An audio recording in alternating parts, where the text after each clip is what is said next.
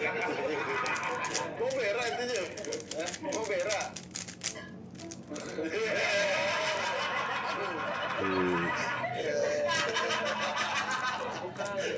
Mau berak, diem. Mau berak? Enggak, malu deh. Dia dari tadi ngangkat pantat gini sih. Nah, Mas Sugeng, puasa Senin Kamis di hari apa? Ini bener deh. Jangan. Ini kalau ngelawang kan betul. Ya ini benar. Bener ya? Bener ya? Oke. Puasa Senin Kamis di hari apa? Hari Ngelawak.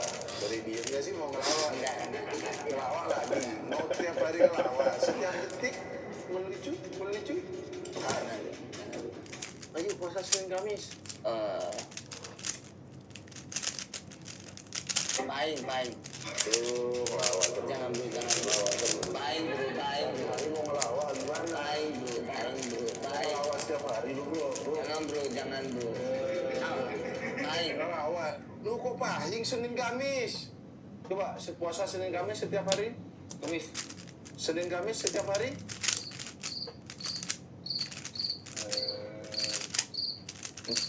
Kamis. Puasa Senin Kamis setiap hari? Semua.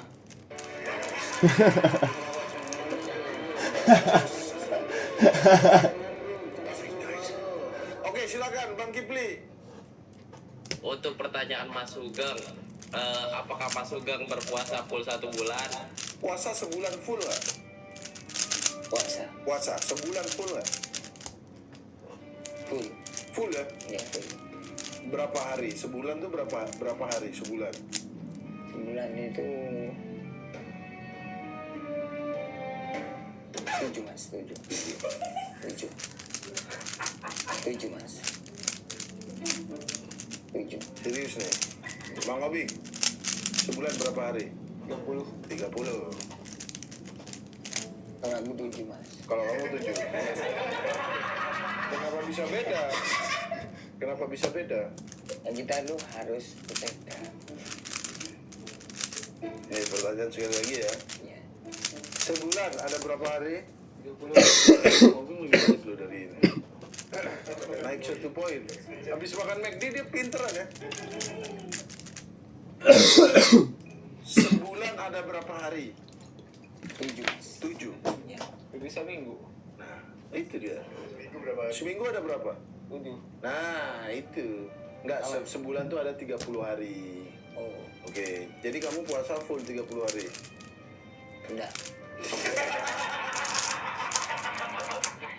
30 hari sebulan. Nah. Berapa? Puasa? Berapa puasa, Bro? 30 bulan. Nah, kelawar lagi lo, Bro. Kelawar lagi lo, Bro.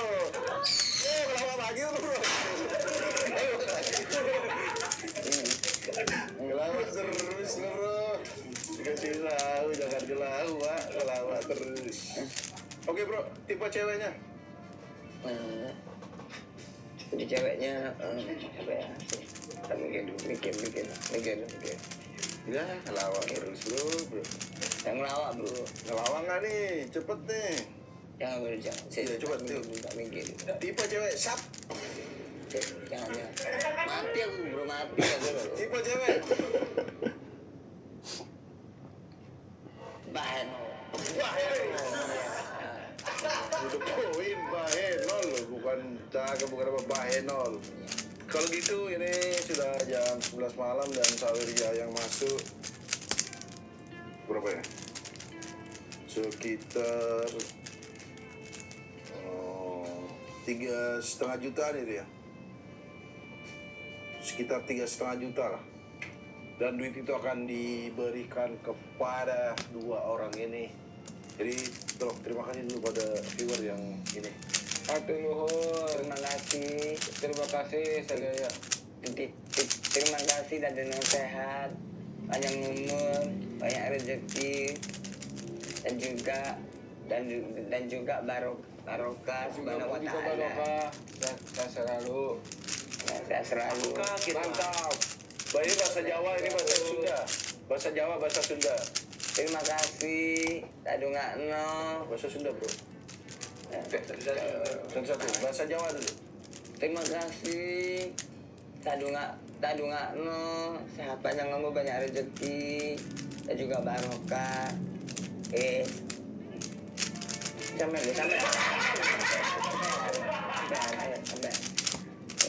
Ayo, Bang Obing, bahasa Sunda. Terima kasih Masa sadaya. terima kasih bahasa Sunda. Hatur nuhun sadaya tonton YouTube buat Teton Muslim. Lu bukan pada yang ngasih duit tadi. Bahasa Sundanya apa? Terima kasih terus dikasih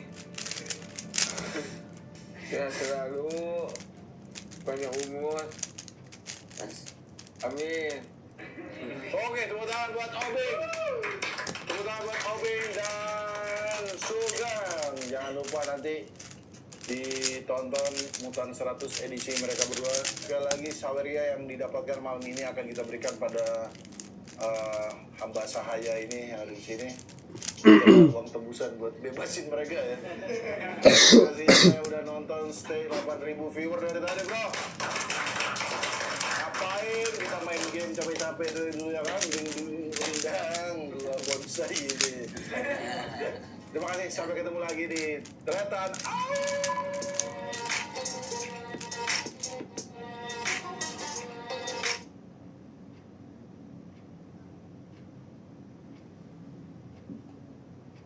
Kebodohan lebih berbahaya daripada kejahatan. Kita dapat memprotes kejahatan, menyingkapnya, bahkan melawan dengan kekuatan. Namun, terhadap kebodohan, kita tidak berdaya.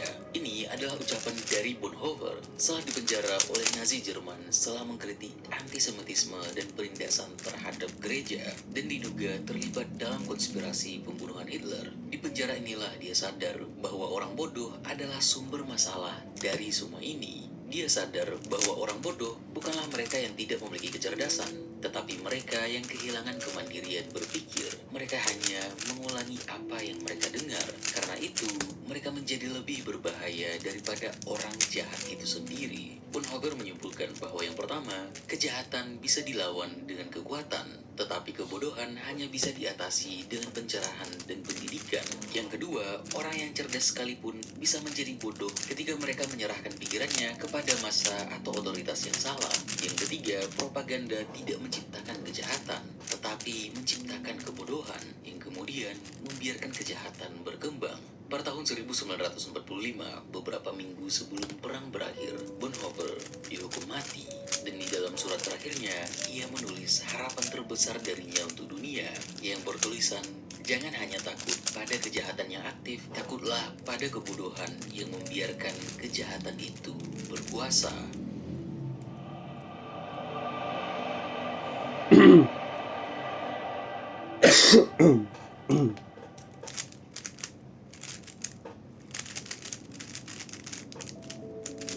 Sejarah telah menunjukkan bagaimana kebodohan dapat menjadi faktor yang berkontribusi pada tindakan kejahatan yang begitu mengerikan. Hingga kita yang melihatnya sekarang sulit memahami bagaimana hal-hal seperti itu bisa terjadi. Berbagai peristiwa tragis dalam sejarah menunjukkan bagaimana ketidaktahuan, fanatisme, atau manipulasi informasi dapat mendorong konflik dan kekerasan. Misalnya, perang salib yang berlangsung selama hampir 2 abad setelah seruan Paus Urbanus II, pengusiran komunitas Muslim dan Yahudi dari Spanyol dalam masa Reconquista, serta konflik di Balkan yang menyebabkan pemindahan paksa. Selain itu, sejarah juga mencatat peristiwa tragis seperti penderitaan komunitas Armenia di Kesultanan Utsmaniyah, serta neraka yang dilakukan oleh rezim Nazi terhadap komunitas Yahudi. Tragedi serupa terus terjadi di berbagai belahan dunia.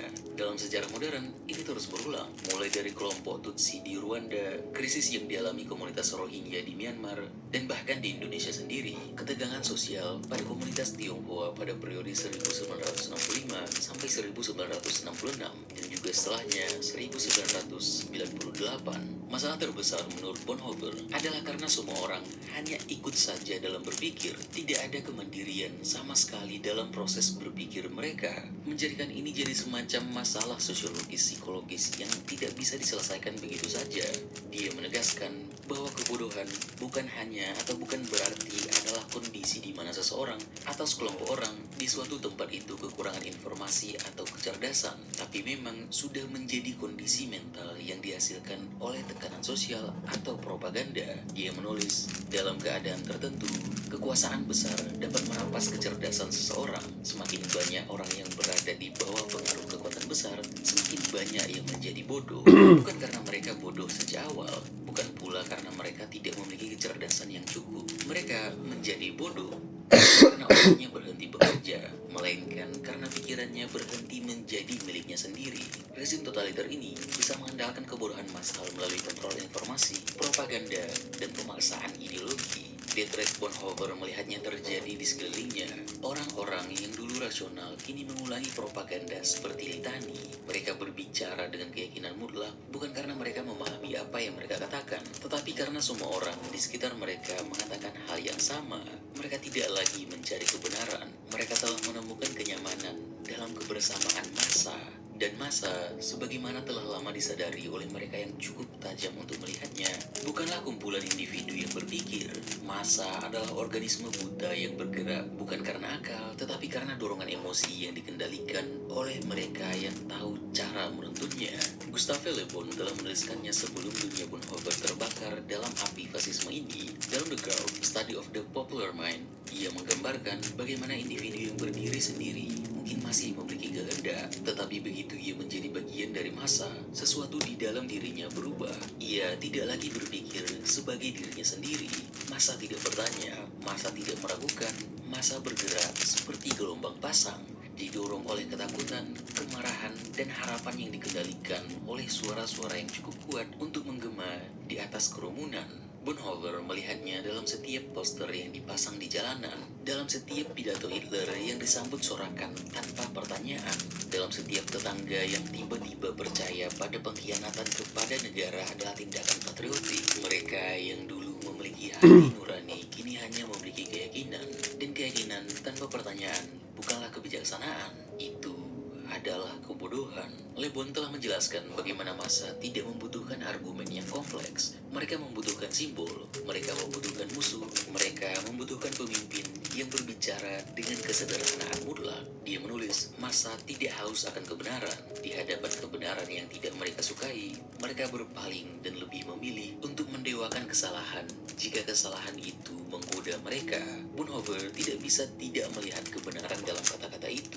Jerman saat itu bukan hanya jatuh ke dalam tirani, tetapi ke dalam kebodohan kolektif yang lebih berbahaya daripada kejahatan. Kejahatan bisa dideteksi, diadili, dilawan, tetapi kebodohan yang terorganisir, yang dirayakan, yang dijaga oleh struktur sosial, itulah yang membuat segala sesuatu menjadi mungkin.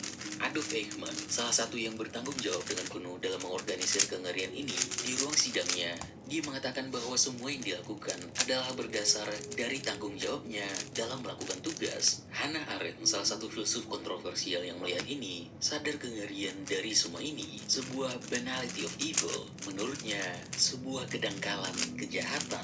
Dia melihat ini dan sadar bahwa kejahatan tidaklah lahir dari fanatisme atau dendam apapun yang mendalam sampai-sampai melakukan hal-hal mengerikan, tapi hanya sekedar kepatuhan buta seperti kuda yang mengerjakan tugasnya. Eichmann tidak berpikir, ia tidak mempertanyakan, ia hanya melakukan tanggung jawabnya dalam sistem. Dia bukanlah seorang algojo dengan niat membunuh, tapi hanya roda dalam mesin. Arendt mengatakan, masalah dengan Eichmann adalah bahwa begitu banyak orang yang seperti dirinya, dan bahwa mereka bukanlah orang yang menyimpang atau sadis. Mereka justru sangat dan secara mengerikan normal. Dari sudut pandang institusi hukum dan standar moral kita, normalitas ini jauh lebih menakutkan daripada semua kekejaman yang dilakukan. Karena ini menunjukkan, seperti yang telah berulang kali dikatakan di pengadilan Nuremberg, bahwa jenis penjahat baru ini, yang dalam kenyataannya adalah hostis generis humani, musuh umat manusia, melakukan kejahatannya dalam keadaan yang hampir membuatnya tidak mungkin untuk mengetahui atau merasakan bahwa apa yang dilakukan adalah salah. Arendt juga menjelaskan bahwa yang dilakukan tidaklah pernah melanggar hukum negara, karena justru itu disahkan oleh negaranya sendiri, yang berarti tindakannya bukan berasal dari kekacauan, tapi dijalankan dalam ketertiban yang mengerikan, dengan dokumen yang sah, dengan tanda tangan para pejabat tinggi. Jika hukum bisa dengan mudah digunakan untuk membenarkan hal-hal mengerikan, maka sekedar mengikuti hukum haruslah bukanlah ukuran moralitas. Mengikuti nilai-nilai tanpa berpikir sendiri bukan berarti menjelaskan bagaimana sesuatu itu adalah tindakan yang baik dan benar. Karena sejauh yang kita lihat, nilai-nilai dalam bentuk hukum sendiri pun bisa menjadi alatnya. Stanley Milgram membuktikan betapa mudahnya orang bisa tunduk pada otoritas dalam eksperimennya. Peserta yang diperintahkan untuk memberikan kejutan listrik terus menaikkan voltase meski mendengar jeritan kesakitan. Mereka tidak berhenti karena ada seseorang yang memberikan mereka perintah. Dan masalahnya, yang memberikan perintah itu bukanlah diktator yang membawa senjata seperti yang dirasakan oleh Eichmann. Dia hanya seorang ilmuwan. Tidak ada ancaman, tidak ada paksaan fisik, hanya instruksi sederhana dari seseorang yang tampak mengetahui apa yang ia lakukan. Para peserta melihatnya, mendengar suaranya, dan mereka memilih untuk mengikuti. Bukan karena mereka ingin menyakiti, bukan karena mereka membenci siapapun, tetapi karena seseorang yang berwenang memberi mereka izin untuk tidak berpikir sendiri. Dan itu cukup. Inilah yang membuat kejahatan besar mungkin terjadi. Orang-orang tidak merasa bertanggung jawab karena mereka hanya bagian dari sistem. Eichmann tidak merasa bersalah karena ia tidak pernah melanggar hukum. Neraka diciptakan di dunia dengan legalitas yang sempurna. Dan sejauh kita memandang sejarah, semuanya menunjukkan bahwa hukum tidak selalu melindungi keadilan. Ia justru bisa menjadi alat untuk membenarkan kekejaman itu sendiri. Perbudakan, apartheid, pembersihan etnis, semuanya pernah sah secara hukum. Salah satu filsuf besar abad ke-20, Karl Popper, menjelaskan dalam The Open Society and Its Enemies bahwa demokrasi yang kita anggap baik tidak hanya rentan terhadap ancaman dari luar, terhadap ideologi-ideologi atau sistem pemerintahan lain, tapi juga dari dalam, melalui kebodohan kolektif yang dihasilkan oleh manipulasi informasi. Dalam masyarakat terbuka atau open society, hanya orang yang memang memiliki akses terhadap informasi yang justru sangat susah sekarang karena algoritma, dan bersedia untuk berpikir kritis terhadap narasi yang diterima lah yang bisa selamat. Ketika dia melihat sejarah, justru ini tidak terjadi. Mulai dari pengadilan Socrates, kekejaman kekaisaran Romawi dan kultus kaisar yang memuja mereka, dominasi gereja dan penghambatan ilmu pengetahuan, revolusi Prancis dan kebangkitan dogma revolusioner, dan bahkan sampai ke Uni Soviet di bawah Stalin dan Jerman di bawah Nazisme, semuanya tidak menerapkan mekanisme kritik rasional yang akhirnya membuat mereka jatuh ke dalam dogma yang membutakan. Pola yang sama terus ada. Masyarakat menolak diskusi terbuka dan menerima satu narasi tanpa pertanyaan. Ketika manusia-manusia menerima informasi yang mendukung pandangan mereka tanpa diajak untuk mempertanyakan atau mengevaluasinya secara kritis, demokrasi berubah menjadi populisme manipulatif, di mana massa dikendalikan oleh propaganda, bukan diskursus rasional. Salah satu konsep yang dia populerkan adalah falsifiability, yang berarti setiap klaim harus bisa diuji dan dipertanyakan. Dalam demokrasi, ini berarti institusi dan masyarakat harus terbuka pada kritik dan siap memperbaiki kesalahan. Namun, ketika informasi dimanipulasi melalui propaganda, berita palsu atau misinformasi, proses ini menjadi terhambat. Masyarakat yang seharusnya terbuka berubah menjadi tertutup, di mana keyakinan tidak lagi bisa diperdebatkan, dan tribalisme, kecenderungan berpihak secara irasional, hanya karena dia bagian dari kita, haruslah dihindari dengan alasan yang sama.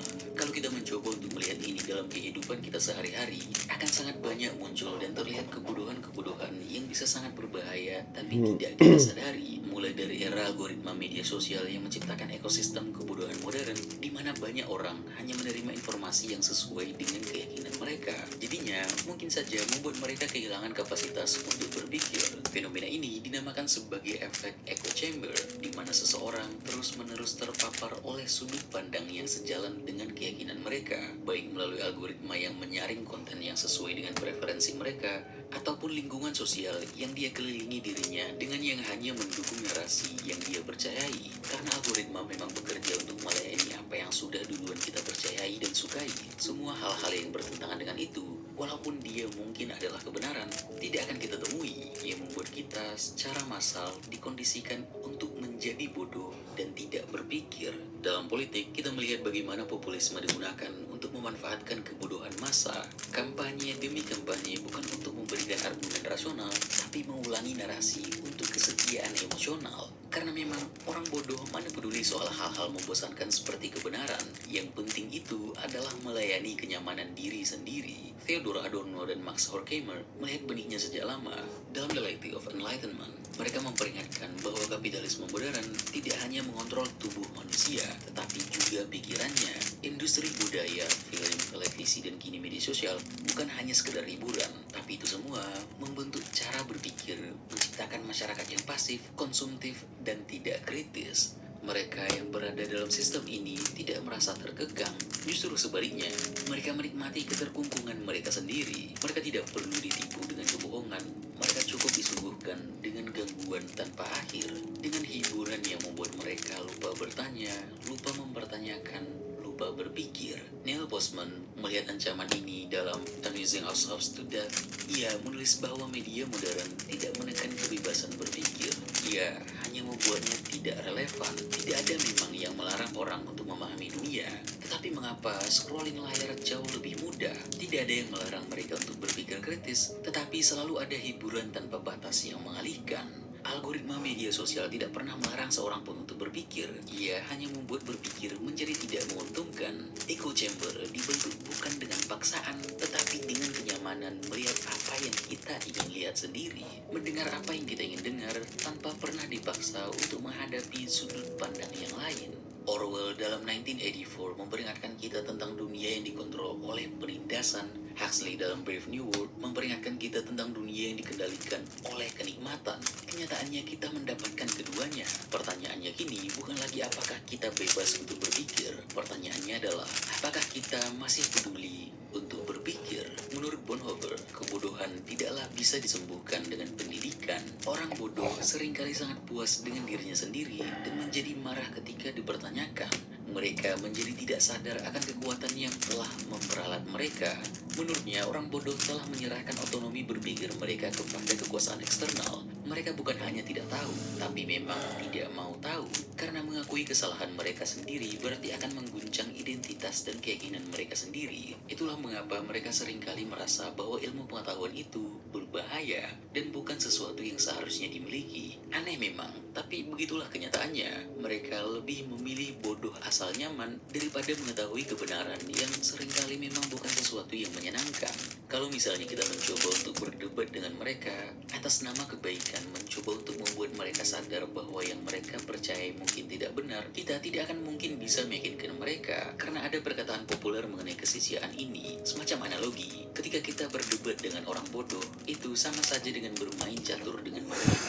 Mereka akan menghancurkan bidak-bidaknya, menjungkir balikan papannya, mengapakkan sayap mereka sambil berkicau-kicau dan mengatakan bahwa diri mereka telah menang.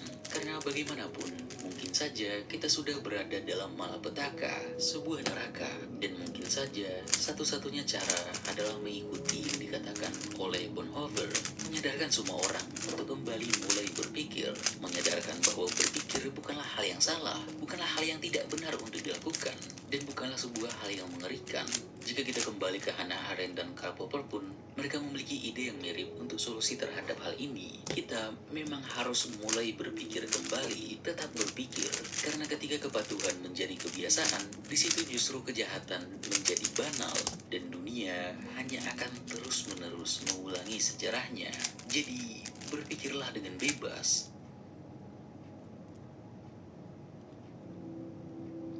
Bonhoeffer adalah seorang teolog Lutheran, dan kita dapat melihat bahwa etikanya ini cukup mirip dengan yang dikembangkan atau dipopulerkan oleh Martin Luther pada reformasi Protestan di Jerman dulunya. Luther lahir di Jerman, tempat yang sama dengan Bonhoeffer. Dia pernah mengalami pengalaman spiritual yang mengubah jalannya. Dalam badai yang sangat besar, dia bersumpah kepada Santa Ana bahwa jika ia selamat, ia akan menjadi biarawan. Dia menjalani kehidupannya ekstrim sebagai seorang rahib. Dia berpuasa, menyiksa dirinya, dan melakukan doa tanpa henti. Namun dia bertanya, bagaimana manusia yang penuh dosa bisa selamat jika Tuhan begitu suci dan adil? Apakah upaya manusia seperti doa, puasa, dan indulgensi, di mana orang-orang membayar untuk mendapatkan penyelamatan, benar-benar bisa menyelamatkan mereka? Akhirnya, pada 31 Oktober 1517, dia menempelkan 95 tesis di pintu gereja Wittenberg, dan dengan tegas menentang jual beli indulgensi di mana orang bisa membayar gereja untuk mendapatkan pengampunan dosa. Otoritas absolut Paus yang dianggapnya telah menyalahgunakan kekuasaan, praktik gereja yang lebih bersifat bisnis ketimbang spiritualitas. Dia dengan tegas menulis mengapa Paus yang memiliki begitu banyak kekayaan tidak membangun Basilika Santo Petrus dengan uangnya sendiri, tetapi tapi malah mengambil dari orang miskin. Pada 1521, dia dipanggil ke Diet of Worms, pengadilan kekaisaran oleh Kaisar Romawi Suci Charles kelima dan para pejabat gereja, dan meminta mencabut semua tulisannya yang menentang gereja Katolik. Namun, dia justru mengatakan, "Di sini aku berdiri, aku tidak bisa melakukan yang lain. Tuhan menolongku. Amin." Ia memilih untuk tetap berpikir sendiri daripada tunduk terhadap dogma, berdiri di hadapan mereka dengan penuh dengan pemberontakan. Ini secara indah mirip dengan pemberontakan Galileo yang menolak pandangan bahwa matahari mengelilingi bumi, dan juga pengadilan Socrates di Athena yang memilih untuk dihukum dan dikucilkan daripada menyerah pada kebodohan yang diatur oleh sistem. Hasilnya, Martin Luther dinyatakan sesat dan dikucilkan dari gereja. Namun, nantinya terjadi kejadian yang tidak disukai oleh para pemegang kekuasaan. Pemikirannya menyebar. Para petani Jerman mulai memberontak terhadap kekuasaan feodal, dan dengan itu secara radikal mengubah paradigma dan struktur sosial yang ada pada saat itu.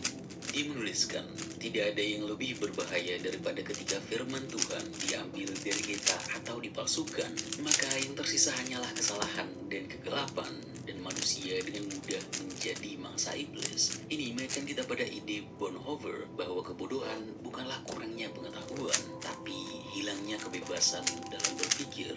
2 abad kemudian, pada tahun 1724, di daerah yang berdekatan, tepatnya di Prusia Timur, kota yang sebenarnya cukup jauh dari pusat kekuasaan intelektual Eropa pada saat itu, seorang anak lahir dan tumbuh dalam keluarga Lutheran yang taat, hidup di era yang masih dikuasai oleh otoritas dogmatis, gereja monarki absolut, dan sistem pendidikan yang memaksa untuk patuh daripada menekankan pencarian kebenaran. Dia adalah Immanuel Kant. Namun, Kant adalah seorang maniak dan memiliki kecerdasan yang luar biasa.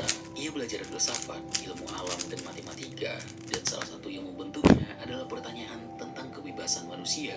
Apakah manusia benar-benar bebas atau hanya mengikuti aturan yang sudah ditentukan oleh sistem di sekitarnya? Jika para dewa, raja, dan tradisi menentukan segalanya, apakah masih ada ruang bagi pemikiran mandiri? Dan jika manusia hanya menerima dogma tanpa berpikir, apakah itu bentuk perbudakan yang lebih halus? Pada tahun 1784, Kant menulis sebuah esai kecil tapi cukup berbahaya yang berjudul "Apa Itu Pencerahan?". Dalam esai itu, ia mengeluarkan tantangan terbesar kepada dunia yang tunduk pada dogma. Pencerahan adalah keluarnya manusia dari ketidakdewasaan yang ia ciptakan sendiri. Ketidakdewasaan adalah ketidakmampuan untuk menggunakan akalnya tanpa bimbingan orang lain. Sapere aude, beranilah berpikir sendiri.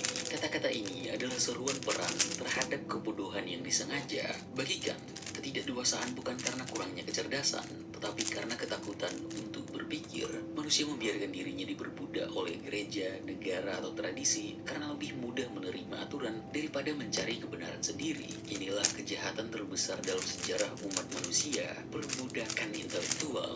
Jika sebuah buku berpikir untuk saya, seorang pendeta menjadi hati nurani saya, seorang dokter menentukan diet saya, dan sebagainya, maka saya tidak perlu bersusah payah untuk berpikir sendiri. Jika saya melakukan itu, saya tetap dalam ketidakdewasaan. Namun, ia sadar bahwa sekedar menyebutkan berpikir sendiri tidaklah cukup. Jika memang benar-benar ingin menghancurkan kebodohan, ia harus membongkar dogma yang selama ini membelenggu manusia, yang menjadi salah satu pendorongnya dalam menulis kritik Pure Reason. Dia dengan tegas menyerang habis-habisan terhadap 2 ekstrem yang mendominasi pemikiran Eropa pada masa itu. Dogma gereja yang mengklaim bahwa kebenaran hanya bisa didapat dari wahyu dan otoritas, dan juga skeptisisme radikal yang percaya bahwa manusia tidak bisa mengetahui kebenaran sama sekali. Kan tidak bisa menerima keduanya. Dia mengatakan bahwa manusia memang memiliki batasan dalam memahami dunia, tetapi bukan berarti ia harus berhenti berpikir. Dia menjelaskan bahwa kita tidak bisa mengetahui kebenaran absolut dengan akal rasional, tetapi kita bisa memahami moralitas dengan akal praktis. Kita tidak bisa mengetahui dunia secara mutlak, tetapi kita bisa membangun ilmu pengetahuan dengan akal manusia. Kita tidak harus tunduk terhadap dogma, tetapi kita juga tidak boleh menjadi nihilistis. Dengan ini, dia secara efektif menciptakan era baru bagi pemikiran manusia, membebaskan manusia dari dogma intelektual, sekaligus menciptakan pertanggungjawaban di hati mereka untuk menjadi tuan atas dirinya sendiri. Pada tahun 1785, ia menulis Groundwork for the Metaphysics of Morals, di mana ia mencetuskan prinsip moralnya yang paling terkenal. Bertindaklah sedemikian rupa sehingga engkau memperlakukan kemanusiaan baik dalam dirimu sendiri maupun dalam diri orang lain selalu sebagai tujuan dan tidak pernah semata-mata sebagai alat. Suatu tindakan hanya memiliki nilai moral jika dilakukan karena kewajiban dan berasal dari kehendak yang otonom, bukan karena paksaan eksternal atau kecenderungan pribadi. Dengan kata lain, jika seseorang melakukan sesuatu hanya karena diperintah oleh gereja, negara, atau hukum, maka tindakannya tidak benar-benar bermoral. Moralitas sejati hanya ada ketika seseorang memilih untuk melakukan yang benar karena ia memahami bahwa itu benar, bukan karena takut atau dipaksa. Berhentilah berpura-pura seperti anak kecil yang merasa bahwa diri sendiri tidak pantas untuk bertanggung jawab dan mulailah berpikir sendiri dan jadilah dewasa. Tidak lama setelah ini, di Copenhagen yang tenang di awal abad ke-19, pemuda bernama Søren Kierkegaard mengembara sendirian di jalanan, tenggelam dalam pikirannya yang penuh keresahan. Dia bukan akademisi dan mania pengetahuan seperti Kant, bukan juga reformator besar seperti Luther, dan bukan seorang martir seperti Bonhoeffer, tapi dia adalah seseorang yang merasa terganggu dengan massa dan kebodohan terorganisir. Dia membenci konsep massa yang baginya adalah kumpulan individu yang menyerahkan kebebasan diri demi kenyamanan artifisial. Keramaian adalah kebohongan, katanya. Menurutnya, kebodohan bukan hanya disebabkan oleh kurangnya pemikiran, tetapi oleh keengganan untuk menjadi individu yang sejati. Manusia lebih suka menjadi bagian dari sistem, masyarakat, atau agama daripada menghadapi kecemasan eksistensial akibat harus memilih sendiri. Sangat menakutkan untuk sendirian dengan diri sendiri, sehingga kebanyakan orang lebih memilih untuk menipu diri mereka sendiri dan hidup dalam ilusi daripada menghadapi kebenaran tentang keberadaan mereka. Di sini, Kierkegaard menyerang sesuatu yang lebih luas daripada sekedar dogma teologis atau politik. Ia melihat bahwa modernitas telah menciptakan bentuk kebodohan baru, kebodohan yang muncul dari konformitas dan ilusi bahwa kita telah quote-unquote cerdas hanya karena kita mengikuti arus pemikiran yang dominan. Kierkegaard sebagai Kristen yang sangat mendalam melihat bagaimana agama di dunia modern sudah menjadi sesuatu yang sangat dangkal, sebuah ritual tanpa makna. Kekristenan telah dijinakkan. Ia tidak lagi mengguncang, melainkan hanya menjadi kebiasaan. Ia melihat bagaimana orang-orang datang ke gereja mengaku percaya kepada Tuhan, tetapi tidak pernah benar-benar mengalami iman. Mereka hanya menjadi bagian dari massa religius yang tunduk pada aturan, bukan individu yang memang benar-benar beriman, melakukan ini dan itu, tapi dalam hati mereka kosong. Tidak ada Tuhan dalam gerakan-gerakan yang mereka lakukan. Dalam tulisannya, ia menjelaskan bahwa iman sejati adalah perjuangan pribadi dengan Tuhan dan segala institusi adalah tempat di mana kebodohan kolektif dipelihara. Percaya bahwa satu-satunya cara untuk melawan kebodohan massa adalah dengan menjadi individu yang sejati. Menjadi diri sendiri bukanlah sesuatu yang otomatis, melainkan sebuah tugas. Manusia harus memilih untuk menjadi diri sendiri. Manusia yang sejati tidak bersembunyi dalam massa. Manusia yang sejati tidak mencari validasi dari mayoritas. Manusia yang sejati berani berdiri sendiri, berpikir sendiri, dan hidup dengan pilihan mereka sendiri. Kierkegaard tahu bahwa orang lebih suka menjadi bagian dari kelompok karena itu nyaman. Menjadi individu berarti menghadapi penderitaan, kecemasan, dan tanggung jawab atas kehidupan sendiri. Inilah sebabnya mengapa kebanyakan orang memilih untuk menyerahkan kebebasan mereka kepada massa daripada menjalani kehidupan yang penuh dengan penderitaan eksistensial. Mereka lebih memilih hidup dalam ilusi bahwa mereka telah memilih, padahal sebenarnya mereka hanya mengikuti arus. Kierkegaard tahu bahwa menjadi individu berarti melawan arus itu sendiri, dan itu berarti kita akan menderita. Tetapi itulah harga yang harus dibayar untuk menjadi manusia yang sejati. Bagi Kierkegaard, iman sejati adalah tindakan keberanian radikal, bukan iman yang diajarkan oleh gereja, bukan iman yang diterima karena tradisi, tetapi iman yang lahir dari perjuangan pribadi dengan Tuhan. Kierkegaard mengajarkan bahwa selalu ada individu yang berani melawan massa, selalu ada mereka yang melihat untuk menjadi kesatria iman, bukan budak dari mayoritas. Dan bagi mereka yang berdiri sendiri, dia memberikan pesannya, berani berarti kehilangan pijakan untuk sesaat, tidak berani berarti kehilangan diri sendiri. Kembali ke Jerman, pria dengan kumis tebal berjalan sendirian, sebenarnya selalu sendirian, menolak segalanya yang telah diajarkan dalam dunia. Baginya, masa telah mati secara spiritual, terjebak dalam kebohongan kolektif yang mereka ciptakan sendiri. Dia adalah Friedrich Nietzsche. Dia melawan semuanya, menolak gereja, menertawakan moralitas, mencemooh demokrasi, dan menggali lebih dalam daripada daripada siapapun ke dalam dunia kehancuran dan penciptaan kembali nilai-nilai manusia. Dia melihat ada semacam kepercayaan di orang-orang Eropa pada masanya yang mulai hancur dikarenakan kemajuan ilmu pengetahuan, filsafat, dan politik, di mana manusia-manusia di sana sudah tidak lagi membutuhkan Tuhan untuk menjelaskan dunia. Dia berdeklarasi, Tuhan telah mati, Tuhan tetap mati, dan kitalah yang membunuhnya. Bukan sebagai entitas, tapi ide Tuhan yang menjadi fondasi dari keseluruhan eksistensi manusia telah runtuh. Ini menimbulkan masalah besar. Jika Tuhan telah mati, apalagi yang tersisa? Bagaimana kita menghibur diri kita sendiri dari segala tanpa adanya nilai besar yang dipegang oleh semua orang dengan baik, tanpa adanya dogma sosial yang mengangkat tadi, justru menurutnya kehancuran yang mengerikan bisa saja muncul. Manusia kehilangan pegangan moral, hidup jadi terlihat tidak memiliki tujuan, dan semua aturan lama jadi tidak berarti. Ia melihat manusia-manusia ini memiliki dua pilihan. Yang pertama, entah dia menjadi nihilistis tenggelam dalam keputusasaan dan hidup dengan rendah, atau yang kedua, menciptakan nilai-nilai baru yang lebih kuat daripada yang pernah ada sebelumnya. Dia sangat mencintai manusia sampai-sampai ingin mereka melampaui kehancuran ini dan menciptakan dirinya sendiri kembali.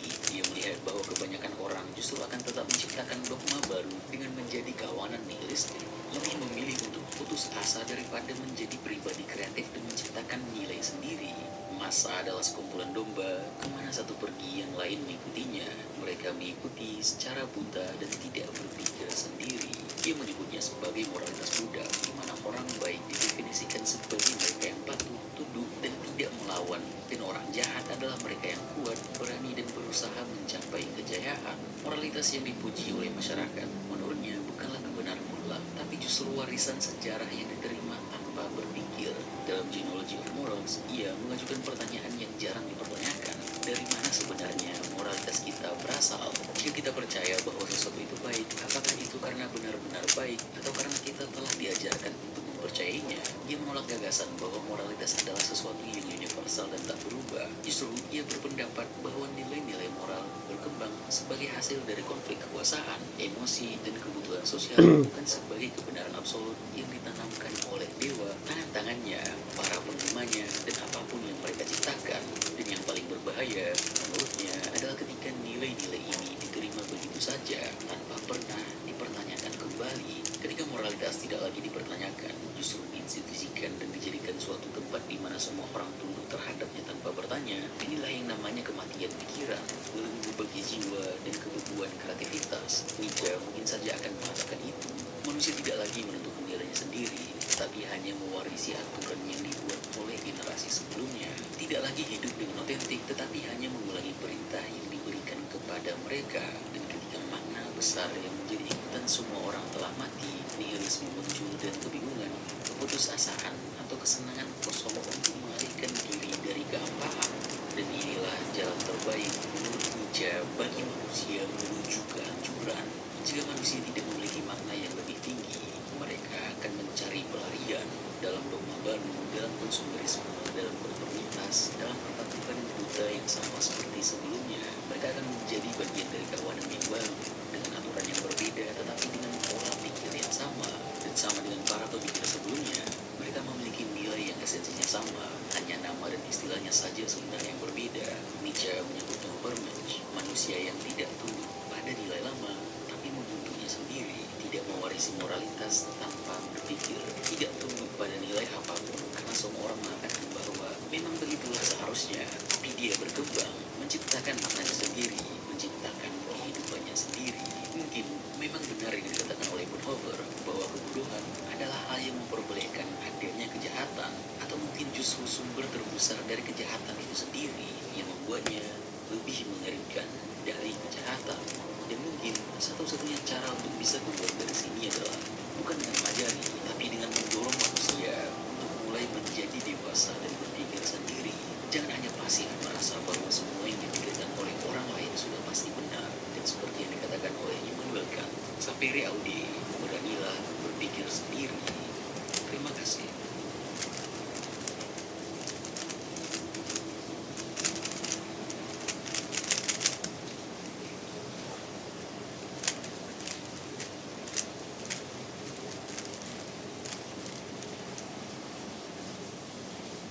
hal yang sering kita dengar ketika mendengar kata filsafat atau ilmu pengetahuan itu sendiri adalah jangan belajar nanti bisa gila, dan ekspresi-ekspresi lainnya di mana menjelaskan bahwa pengejaran terhadap kebenaran yang tak henti dapat menghadapi batas-batas yang dipahami kebanyakan orang sebagai kewarasan. Filsafat sebagai otoritas pencari kebenaran sudah menjadi keharusan untuk menghadapi batas-batas rasio, di mana struktur-struktur pikiran yang koheren mulai larut, pola pikir, logika atau alur pemikiran yang